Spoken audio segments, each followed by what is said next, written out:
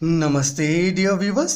जैसा कि हम लोगों ने पिछली वीडियो में देखा कि लाइट इमिटिंग डायोड क्या होता है, उसका एक फिगर देखा था, सिंबॉलिक डायग्राम देखा, वहाँ पर सर्किट डायग्राम देखा। ओके, कुछ एडवांटेजेस भी हम लोगों ने देखे थे, लेकिन एक बहुत मेन चीज़ है, that is the principal on which it works, है ना। या फिर आप ऐसा कहिए कि आज हम लोग ये देखने वाले हैं कि जो लाइट इमिटिंग डायोड है ना, ये आखिर लाइट इमिट करता क्यों है, क्या प्रोसेस है, इस पर थोड़ी सी चर्चा आज हम लोग करेंगे। तो चलिए, that is the principle working की आज बात करने वाले हैं हम लोग। ओके, अब यहाँ पर देखिए, ये जो आप स्काई ब्लू से देख रहे हैं, ये कोई पी टाइप मटेरियल है। ओके, और यहाँ ये जो आप पिंक कलर से देख रहे हैं, that is the N type material. अब आपको पता है कि जब आप पी टाइप और एन टाइप मटेरियल को साथ में लाते हैं तो पी एन जंक्शन बनता है, जैसे कि यहाँ पर बन रहा है। ये जो आप लाइन देख रहे हैं ना, पिंक और ब्लू वाला, यहाँ पर पी एन जंक्शन बना है।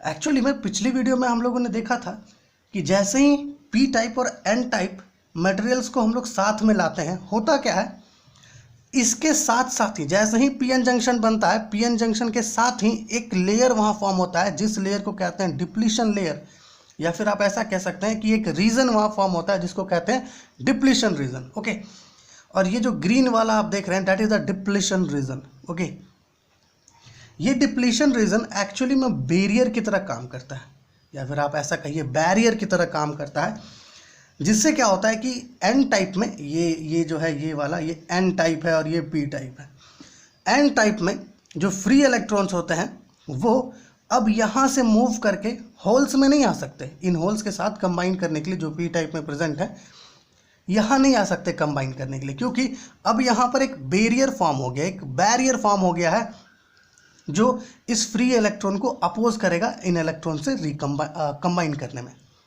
ओके, तो इसके लिए हमें क्या करना होगा, हमें इसे एक एक्सटर्नल सोर्स से कनेक्ट करना होगा।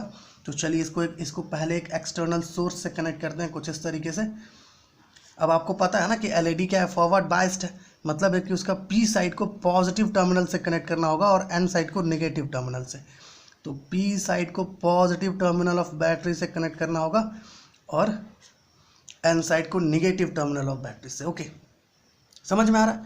आपको पता है कि कन्वेंशनल करंट इधर से फ्लो करता है, पॉजिटिव टू नेगेटिव इधर से, और जो फ्लो होता है इलेक्ट्रॉन्स का वो कन्वेंशनल करंट से अपोजिट होता है, कुछ इधर से फ्लो करता है।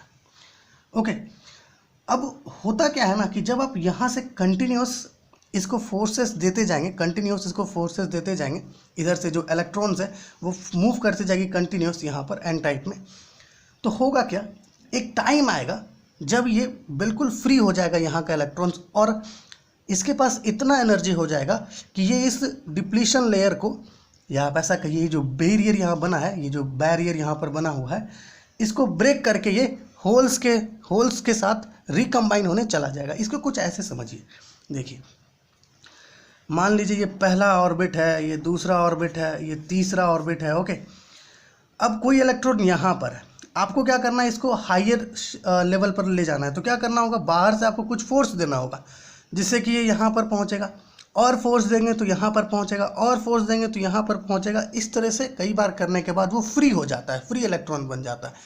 उसी तरीके से यहाँ पर जब हम लोग कंटिन्यूस इसको कुछ एनर्जी देते जा रहे हैं इधर से, इस बैटरी की मदद से या फिर कुछ एक्सटर्नल सोर्स की मदद से, तो होता क्या है कि एन साइड में जो इलेक्ट्रॉन्स प्रेजेंट है वो फ्री इलेक्ट्रॉन्स बन जाते हैं, और उसके पास एनर्जी इतना इनफ हो जाता है कि वो इस बैरियर को ब्रेक करके, यहाँ से उठ करके इस बैरियर को ब्रेक करके कहाँ पहुँच जाता है, होल्स के साथ कंबाइन करने के लिए।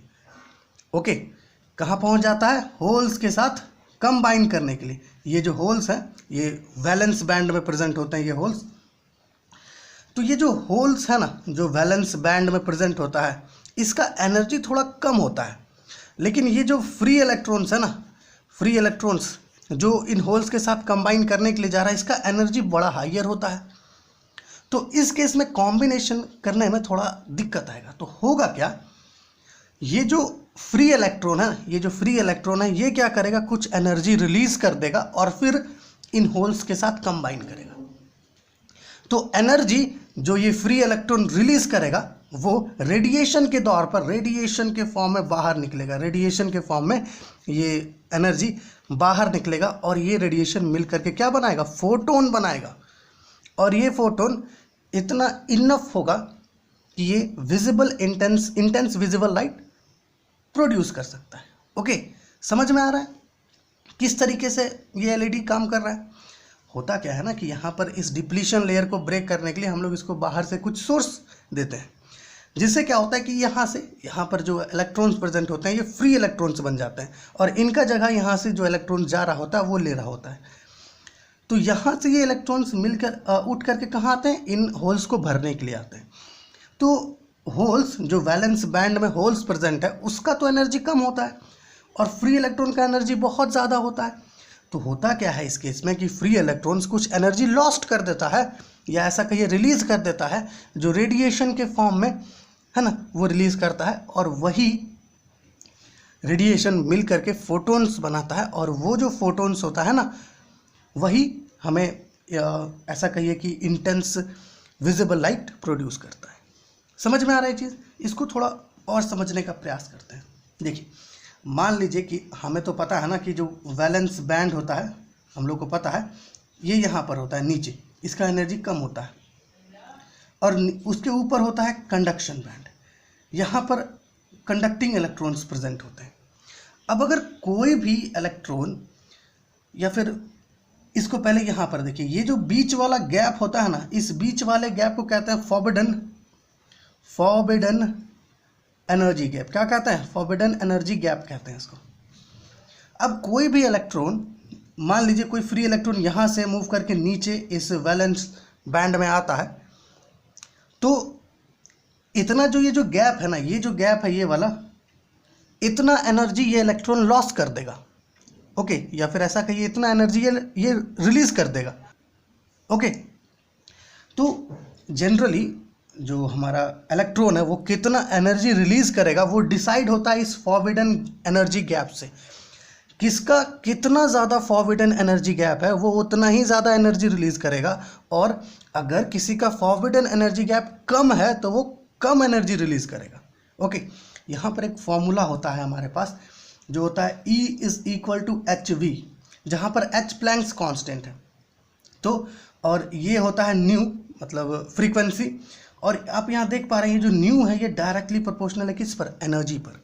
मतलब है कि इलेक्ट्रॉन जो एनर्जी रिलीज करेगा ना उस पर ये डायरेक्टली प्रोपोर्शनल है। अगर इलेक्ट्रॉन एनर्जी ज़्यादा रिलीज करता है तो उस केस में फ्रीक्वेंसी भी ज़्यादा होगा लाइट का, है ना, जो हमें दिखेगी। और अगर इलेक्ट्रॉन कम एनर्जी रिलीज करता है तो उस केस में भी फ्रीक्वेंसी जो होगा लाइट का वो कम होगा। ओके, समझ में आ रहा है? तो लाइट का फ्रीक्वेंसी ज़्यादा होगा या कम होगा ये किससे डिसाइड हो रहा है? इस फॉरबिडन एनर्जी गैप से। अगर फॉरबिडन एनर्जी गैप ज़्यादा तो उस केस में एनर्जी भी ज़्यादा रिलीज होगा और लाइट का फ्रीक्वेंसी भी ज़्यादा मिलेगा।